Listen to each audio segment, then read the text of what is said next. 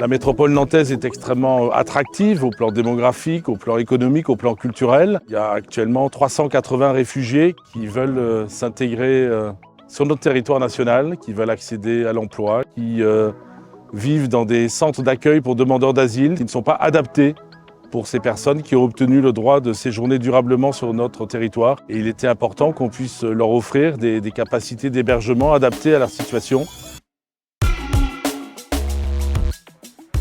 C'est un projet qui est très important pour nous parce que d'abord c'est le premier d'une politique départementale qu'on souhaite développer via le fonds départemental pour le logement d'abord pour sortir les gens de situations de logement très difficiles. Je pense évidemment au squat, je pense évidemment au bidonville, je pense évidemment à toutes ces solutions de logement qui n'en sont pas et qui aujourd'hui, avec des solutions telles que celle-ci, qui est développée sur le territoire de la ville de Nantes et de Nantes Métropole, voilà, permettront à une centaine de personnes de trouver un logement décent. Trouver du foncier disponible pour bâtir, c'est un défi permanent et on a imaginé cette solution d'utiliser un parking qui était mal utilisé, hein. Donc il nous a paru extrêmement intéressant de mieux valoriser ce site qui est très bien situé puisqu'il est à proximité du tramway, il est dans un environnement très actif hein, avec des équipements sportifs, l'université. La vocation d'Action Logement, c'est de faciliter l'accès au logement des salariés, quel que soit leur statut, que ce soit des apprentis, que ce soit des jeunes actifs ou que ce soit des réfugiés dont l'intégration passera certainement par l'accès à l'emploi. Donc on a su mobiliser des financements à travers du plan d'investissement volontaire pour pouvoir soutenir Atlantique Habitation, soutenir l'association Aurore, soutenir la collectivité.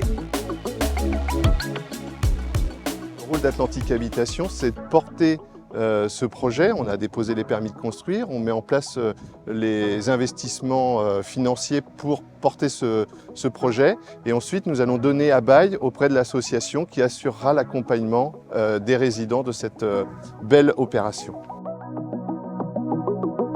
L'accompagnement social qui est proposé à chacun, c'est ce qu'on appelle un accompagnement global, c'est-à-dire que c'est la personne en soi, dans son entièreté, qu'on va accompagner le plus vite possible vers la sortie, vers son autonomie et vers un logement pérenne. C'est une résidence sociale de 100 logements. Sur les 100 logements, 80 personnes seront des réfugiés et 20 personnes seront des jeunes actifs. On est sur une résidence sociale, voilà, 100 chambres. Qui vont être complétés avec des espaces collectifs. Le concept de cette résidence, c'est qu'on est sur un bâtiment qui est construit, sur un terrain qui est mis à disposition par la collectivité, avec donc une nécessaire réversibilité au bout d'une certaine durée. Là, en l'occurrence, on est là pour 20 ans. Et au bout des 20 ans, il faut qu'on soit en capacité de déconstruire et de réinstaller ce bâtiment sur un autre site.